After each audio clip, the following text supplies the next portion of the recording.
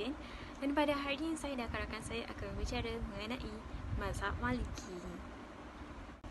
Dalam agama Islam mempunyai 4 mazhab utama, iaitu mazhab Hanafi, Maliki, mazhab Hanbali dan juga Syafi'i. Keempat-empat mazhab ini merupakan mazhab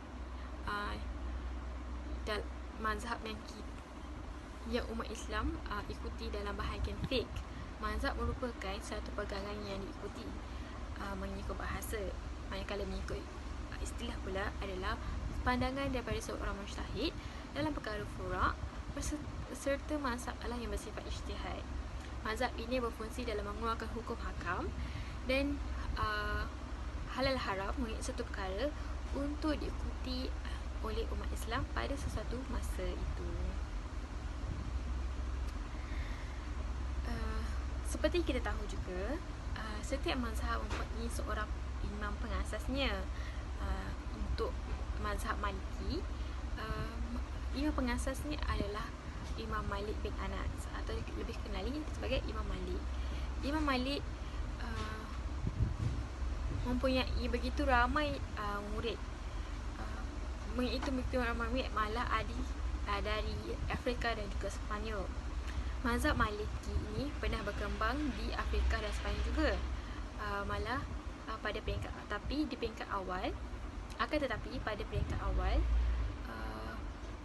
mazhab ini berkembang di Madinah, di Libya, Tunisia, Maghribi dan Kuwait. Namun begitu, pada hari ini hanya Morocco sahaja satu-satu negara yang mengiktiraf mazhab Maliki mereka sebagai mazhab rasmi.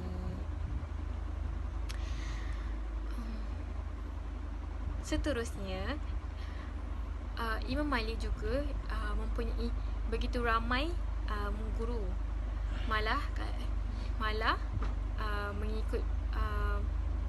mengikut kajian yang saya lakukan, pernah dikatakan beliau mempunyai 900 guru. 300 guru daripadanya merupakan golongan tabi', manakala selebihnya 600 merupakan golongan pertama tabi'in. Maka dengan ini kita dapat lihat betapa bersungguhnya Imam Malik dalam mencari ilmu serta menyebarkan agar dimanfaatkan oleh seluruh umat Islam. Sekian. Assalamualaikum warahmatullahi wabarakatuh. Nama saya Nur Hafiza binti Muhammad Sari. Saya daripada kelas DPHU 5J, nombor matrik DHU 201924058.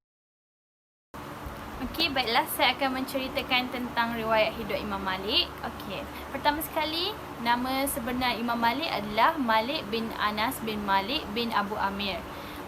Beliau ini adalah seorang yang mempunyai ilmu yang sangat luas dan mempunyai ketajaman fikiran. Okey, pada zamannya beliau ini sering dijadikan tokoh dan contoh kepada generasi pada waktu itu. Selain itu, Imam Malik ini adalah seorang daripada para ilmuwan yang memberi petunjuk dan kebenaran. Nama gelaran Imam Malik adalah Darul Hijrah.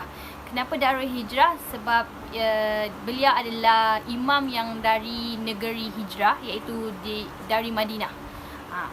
Okey, beliau ini dilahirkan pada tahun 93 Hijrah di Madinah, di desa Zulmarwah, utara kota Hijrah. Okey, ada riwayat yang mengatakan bahawa Imam Malik ini berada dalam kandungan ibunya selama 3 tahun.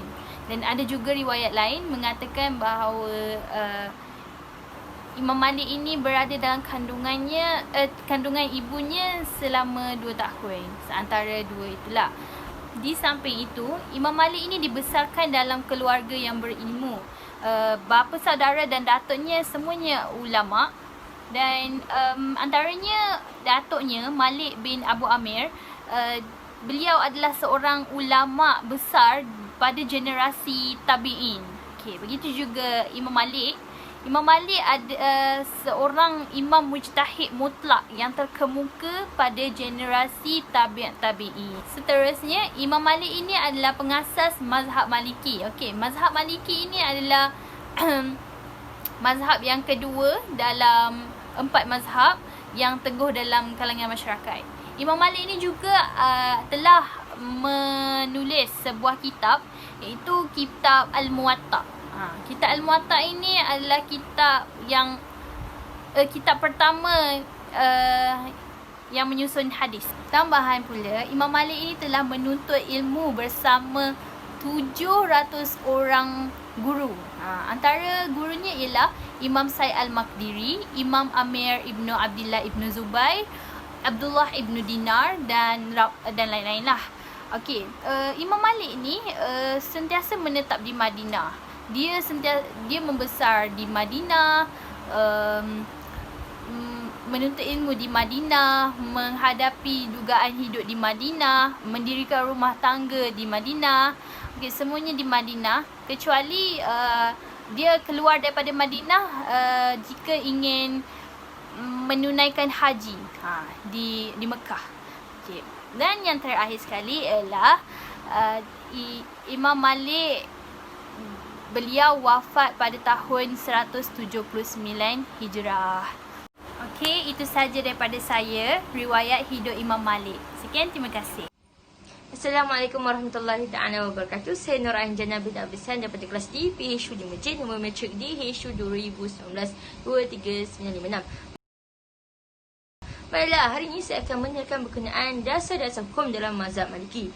Dalam membina mazhab, Imam Malik ni tetap berpandukan sumber-sumber asas yang dilalui oleh para ulama yang terdahulu atau semasa dengan beliau. Imam Malik tidak akan lari dari jalan atau minhaj yang dilalui atau digunakan oleh imam-imam mujtahidin yang juga telah turut membina mazhab sebelum beliau, seperti Imam Abu Hanifah, Imam Sufyan dan ramai lagi. Tetapi di sini terdapat sedikit perbezaan dasar di dalam memperluaskan dasar hukum di dalam mazhabnya. Imam Malik di dalam membina mazhabnya telah berpegang pada 5 dasar hukum, iaitu Al-Quran, As-Sunnah, Amalan Ahli Madinah, Qiyas dan Masalih Al-Mursalah. Okay, kita pergi kepada dasar hukum yang pertama adalah Al-Quran. Okay, seperti yang sedia maklum, Al-Quran merupakan sumber perundangan Islam yang utama yang terkandung di dalam syariat yang menjadi pegangan dan pedoman bagi seluruh umat Islam di muka bumi ini. Okay, Al-Quran menjadi sumber rujukan beliau dalam usaha nak membina mazhab. Okay, beliau tidak akan mencari nas dalam mana-mana sumber sebelum beliau mencarinya di dalam Al-Quran. Okay, setelah mencarinya, tetapi jika tiada nas yang terkandung di dalam Al-Quran, barulah Imam Malik akan merujuk kepada sumber yang kedua dan yang seterusnya. Okay, ini kerana Imam Malik dah menetapkan syarat bahawa jika ada seseorang yang mahu menjadi imam mujtahid mutlak, hendaklah ianya seorang yang mahir dalam ilmu bahasa Arab.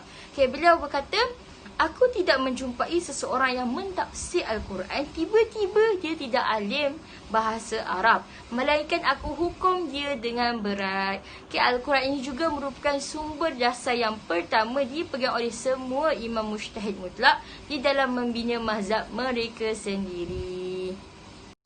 Okey, dasar hukum yang kedua pula ialah As-Sunnah. As-Sunnah atau hadis adalah perkataan, perbuatan dan pengakuan yang disandarkan kepada Nabi Muhammad SAW yang terbukti kesahihannya. As-Sunnah merupakan penafsir Al-Quran, pengukuh dan merupakan perincian hukum-hukum yang terkandung dalam Al-Quran, iaitu pada perkara yang bersifat mujmal, iaitu ringkas, mutlak dan umum atau penjelas baginya. Ini telah diperingatkan oleh Allah Subhanahu Wa Taala dalam Al-Quran surah An-Nisa ayat yang ke-80, yang bermaksud barang siapa yang taat kepada Rasul, maka sungguh dia telah taat kepada Allah. Okay, dalam berpegang kepada hadis atau sunnah ini, Imam Malik akan berpegang kepada hadis dan sunnah yang dipegang oleh ulama-ulama di Hijaz sahaja. Jika hadis yang dipandang oleh ulama Hijaz itu tidak sahih, maka Imam Malik juga turut tidak akan menerimanya. Seterusnya, dasar hukum yang ketiga pula adalah Amalan Ahli Madinah. Okay, Amalan Ahli Madinah adalah perkataan atau perbuatan yang disepakati oleh penduduk Madinah dalam lingkungan 3 kurun hijrah yang pertama. Ini adalah satu-satunya dasar hukum yang tidak dipakai oleh mana-mana imam mazhab. Okey, kebanyakan ulama fuqaha amat menentang dasar ini seperti Imam Syafi'i, Imam Abu Yusuf, Imam Laits bin Sa'ad. Okey, mereka ini tidak menerima amalan ahli Madinah sebagai dalil kerana peristiwa perkataan mereka hanya berlaku di kalangan manusia biasa yang tidak mustahil melakukan kesilapan. Okey, peristiwa perkataan dalam bentuk ijma' oleh seluruh mujtahidin sahaja yang dikira sebagai dalil yang terhindar dari kesilapan. Okay. Imam Laits berkata tidak ada alasan untuk Imam Malik menjadikan amalan ahli Madinah sebagai dasar hukum beliau. Ini kerana amalan penduduk sesebuah negeri tidak boleh dijadikan hujah. Jika ianya boleh dijadikan hujah, sudah tentu amalan penduduk di Mekah dan tempat lainnya juga boleh dijadikan hujah dalam membina mazhab. Okay, Imam Laits sendiri tidak menjadikan amalan penduduk Mesir dalam membina mazhab. Padahal ramai je para sahabat Nabi Muhammad sallallahu alaihi wasallam menetap dan meninggal dunia di sana. Begitu juga Imam Syafi'i dan Imam Abu Sufyan. Namun di sini Imam Malik tetap menganggapnya sebagai dalil hukum syarak, bahkan beliau tetap mendahulukan penggunanya berbanding qiyas, hadis ahad dan qauli sahabi. Okay, sebagai seorang ulama besar, sudah tentulah Imam Malik mempunyai hujah-hujah yang kuat untuk beliau mempertahankan dirinya di atas tindakan beliau menjadikannya sebagai sumber untuk mengeluarkan hukum. Okay, di sini beliau berpendapat bahawa dengan kelebihan Madinah sebagai tempat yang mulia dan terdapat khazanah serta kelebihan yang tiada di tempat lain.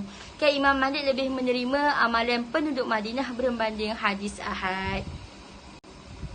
Okey, dasar yang ke-40 ialah qiyas. Okey, qiyas ni merupakan takdir dan musawwah, iaitu pengukuran ataupun persamaan.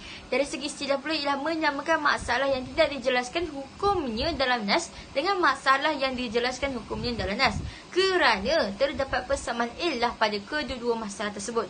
Okey, ilah di sini ialah faktor utama terbinanya hukum tersebut. Di sini dasar ini tidaklah berbeza dengan keseluruhan imam-imam mazhab yang lain yang juga mengambil qiyas sebagai sumber rujukan atau dasar hukum dalam mazhab masing-masing, kecuali golongan Ahlul Zahir dan Syiah saja yang di mana mereka ini tidak berpandukan kepada qiyas. Okay, contoh hukum yang diputuskan dengan qiyas dalam masalah hadis yang menjelaskan, yang bermaksud semua yang memabukkan adalah haram, riwayat Bukhari wa Muslim. Okay, di sini qiyasnya adalah ganja dan dadah. Hukumnya adalah haram kerana ianya memabukkan dan boleh merosakkan akal fikiran kita.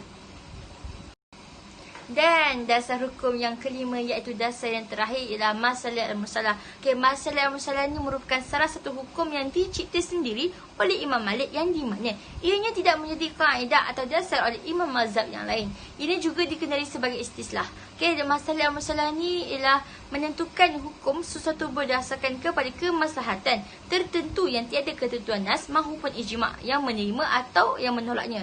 Okay, contoh masalah al-musalah ialah apabila harta dalam Baitul Mal sudah habis untuk bekal para tentera ke peperangan, maka di sini pemerintah dibenarkan mengambil harta orang kaya dengan cara kekerasan, tetapi sekadar mencukupi pembiayaan perang sahaja sehingga harta Baitul Mal kembali pulih. Okay, di sini terdapat beberapa syarat yang perlu dipatuhi ketika menggunakan dasar hukum ini, yang di mana ianya bukan sekadar perkiraan yang biasa yang mudah untuk ditapis oleh orang yang menentangnya. Iaitu yang pertama, hendaklah kemaslahatan yang hendak dibenarkan atau dituruti itu tidak menafikan salah satu daripada masalah agama dan tidak menolak dalil yang qat'i dalam Al-Quran dan hadis dari dalil-dalilnya. Yang kedua, hendaklah ianya diterima oleh para ulama besar terkemuka. Dan yang ketiga, hendaklah ianya menyebabkan terangkatnya keberkatan dalam beragama, berdasarkan firman Allah Subhanahu Wa Taala dalam surah Al-Hajj ayat ke-78 yang bermaksud, dan tidaklah Allah menjadikan ke atas kalian kepayahan di dalam agama. Sekian itu sahaja dari saya. Terima kasih. Assalamualaikum, nama saya Nurul Syahira binti Syamsul Ahmad. Nama matrik saya di HSU 2019-24104 dan saya dari kelas di PSU 5J. Saya akan membentangkan tentang hasil karya Imam. Saya akan membentangkan tentang hasil karya Imam Malik. Okey, bercerita mengenai hasil karya Imam Malik. Imam Malik amat dikenali dengan karyanya iaitu Kitab Muwatta. Tetapi beliau juga telah menghasilkan beberapa karya yang lain. Dan secara umumnya, kitab-kitab yang tersebut tidak lagi diketahui keberadaannya kecuali Kitab Al-Muwatta. Okey, Kitab Muwatta ni adalah satu-satunya sebuah kitab yang menggabungkan ilmu hadis dan juga ilmu fiqh yang disusun berpandukan Al-Quran, hadis-hadis Rasulullah SAW dan juga fatwa-fatwa para sahabat dan tabi'in. Okey, kitab ini meniti masa selama 40 tahun untuk menyiapkannya, dan ia juga merupakan kitab hadis yang tertua dan disusun atas anjuran daripada Khalifah Bani Abbasiyah, iaitu Abu Ja'far Al-Mansur. Dan ianya juga cukup dikenali dan juga telah menjadi salah satu karya teragung Imam Malik. Okey, kitab Al-Muwatta telah mendapat beberapa pandangan tentang jumlah himpunan hadis yang berada di dalamnya. Antaranya ialah menurut Imam Ibnu Habab bahawa pada mulanya Imam Malik menghimpun sebanyak 100,000 buah hadis. Kemudian dari jumlah tersebut beliau selidik lagi dengan mengamatinya, lalu beliau membuang lagi dan tinggal sebanyak 10,000. Okey, dan 10,000 buah hadis tu beliau selidik lagi dengan menghalusi cara pendidikannya dengan berpandukan Al-Quran. Kemudian tinggal hanya 500 buah hadis saja yang diyakini tentang kesahihannya, lalu dimasukkan 500 buah tersebut ke dalam kitab Al-Muwatta. Okey, selain daripada itu, ada juga pandangan yang berbeza dengan pandangan tersebut, iaitu Imam Al-Harasi yang berpendapat bahawa Imam Malik ni pada awalnya hanya mengisi kitab Muwatta dengan 2,000 buah hadis, kemudian dibuat lagi saringan dan akhir sekali hanya tinggal sebanyak 700 buah hadis.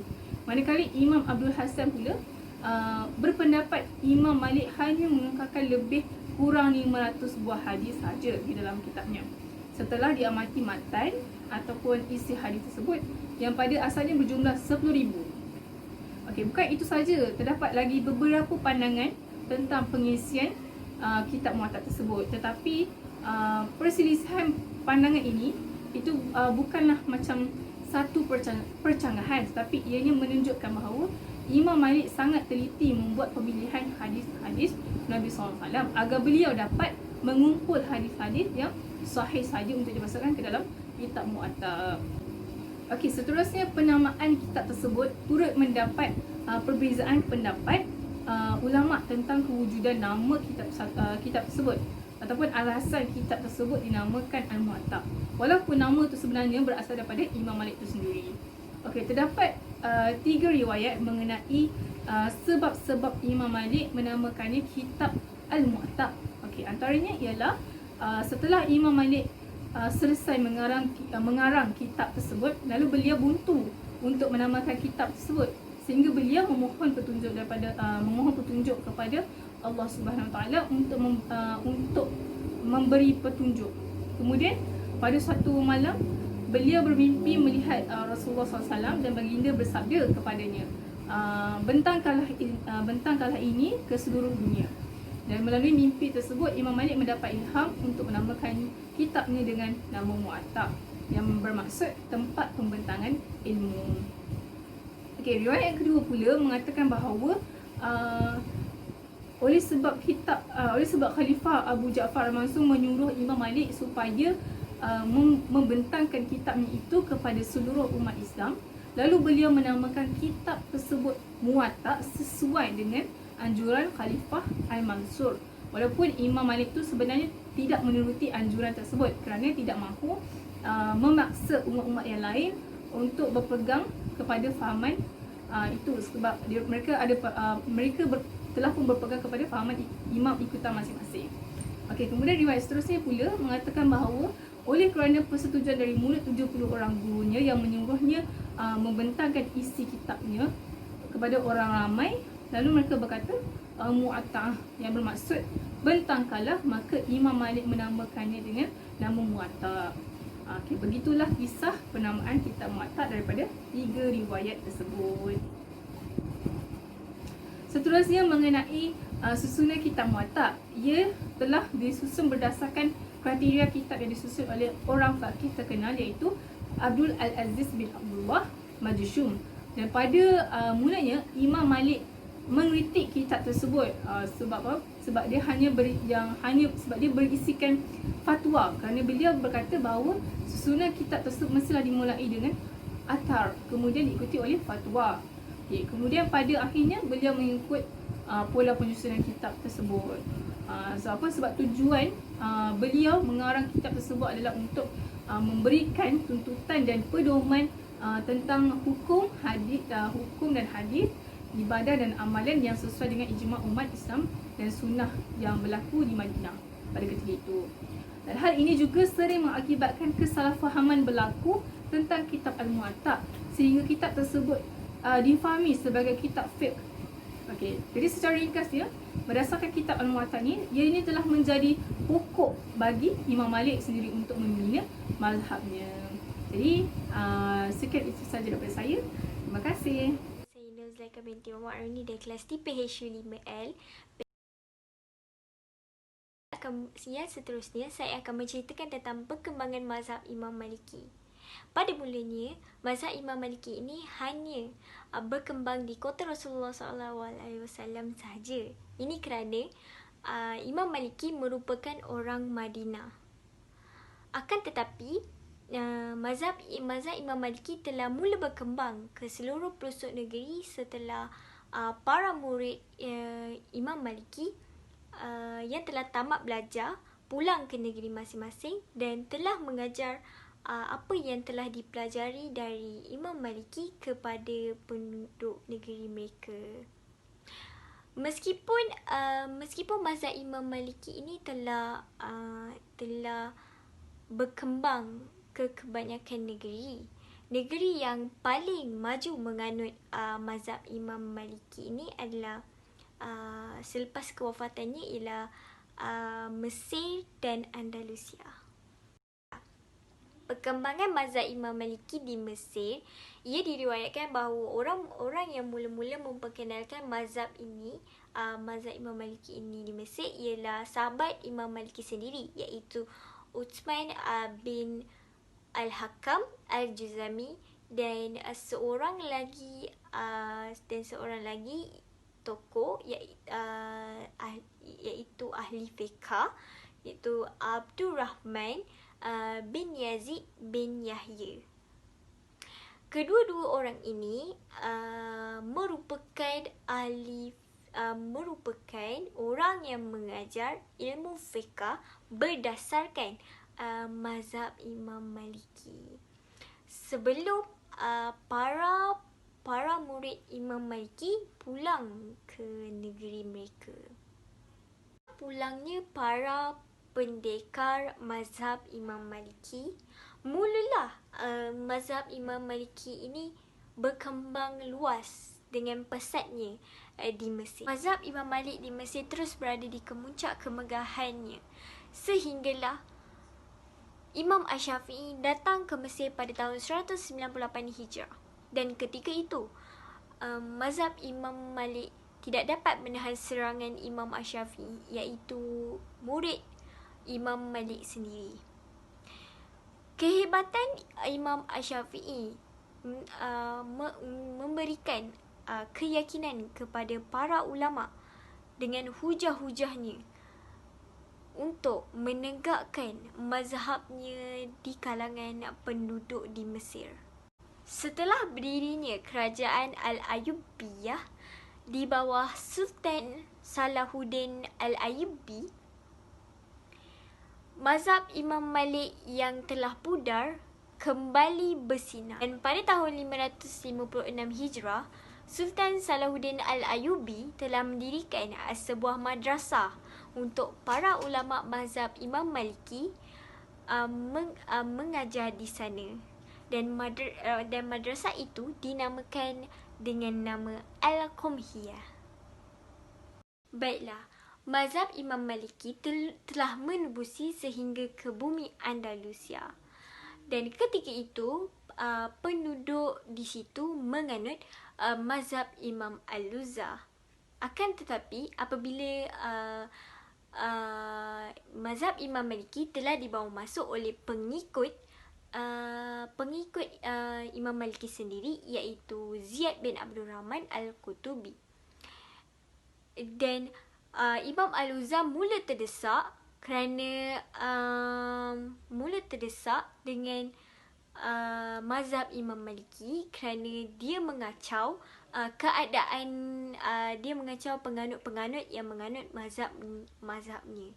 Dan peristiwa ini terjadi semasa pemerintahan di bawah Khalifah Hisham bin Abdul Rahman pada tahun 171-180 Hijrah.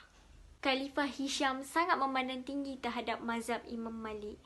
Dengan itu, dia ingin mengekalkan lagi mengekalkan kedudukan mazhab Imam Malik di hati rakyatnya.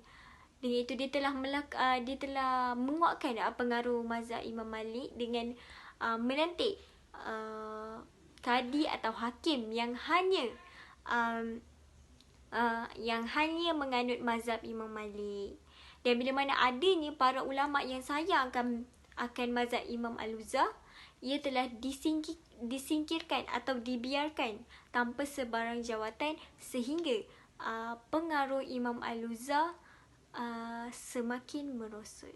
Dan ini telah menjadikan mazhab Imam Maliki kembali berkembang dan menjadi pilihan semua penganut dan rakyat dan sebahagian rakyat negeri Andalusia, sehingga mazhab Imam Malik menjadi teguh bertapak di Andalusia. Afrika Utara pula, mazhab Imam Maliki telah dibawa masuk oleh murid Imam Maliki sendiri, iaitu murid Imam Maliki yang terkenal, iaitu Imam Shahnud bin Said Al-Tarnuki. Shahnud merupakan kadi di Afrika Utara yang menggantikan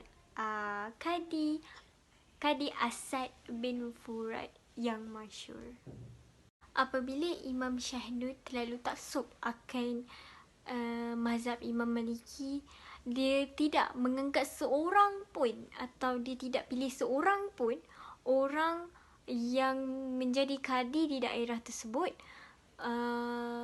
kecuali orang yang menganut mazhab Imam Maliki. Setelah Khalifah Al-Mu'iz bin Badis memerintah Afrika Utara pada tahun 407 Hijrah, baginda telah mengajak penduduk di sana dan di sekitar Maghribi menerima mazhab Maliki. Dan disebabkan itu semua penduduk di Afrika Utara dan negeri Maghribi menganut mazhab Imam Maliki dan meninggalkan mazhab yang lain, terutamanya mazhab Hanafi. Sekali, walaupun mazhab Imam Maliki ini telah berkembang sejak 2 hingga 6 Hijrah, akhirnya mazhab Imam Maliki ini telah jatuh kerana adanya mazhab Imam Hanafi, Imam Asy-Syafi'i dan pemerintah-pemerintah yang baru. Jadi mazhab Imam Maliki ini tidak lagi digunakan oleh orang-orang Islam yang di tempat lain, di negara lain. Akan tetapi masih ada lagi mazhab Imam Maliki ini di negara-negara yang tertentu. Sekian daripada saya. Terima kasih. Kesimpulannya, dengan adanya 4 mazhab ini, maka wujudnya perbezaan antara mereka kerana prinsip-prinsip asas mereka dan juga hukum hakam mereka juga berbeza antara satu sama lain. Namun begitu, tidak bolehlah kita menjadikan ia sebagai isu perdebatan dalam membandingkan mana mazhab yang bagus dan mana mazhab yang tidak bagus. Kerana semua mazhab sebenarnya adalah diiktiraf. Ini kerana juga mazhab diwujudkan demi memudahkan umat Islam dalam mengatasi sesuatu hukum. Di samping itu, dengan adanya perbezaan mazhab ini boleh menjadikan salah satu faktor dalam umat Islam mempelajari mazhab selain yang diaduti. Ini kerana katakanlah mereka berada dalam situasi bertemu dengan mazhab lain dan mereka melihat perbuatan ataupun apa yang mereka amalkan itu berbeza dengan cara mazhab kita amalkan, maka tidaklah kita kritik ataupun kita memberi teguran pada orang tersebut, tapi kita memahami dan menghormatinya. Sebagai contoh, ketika kita berada di kota Mekah Madinah,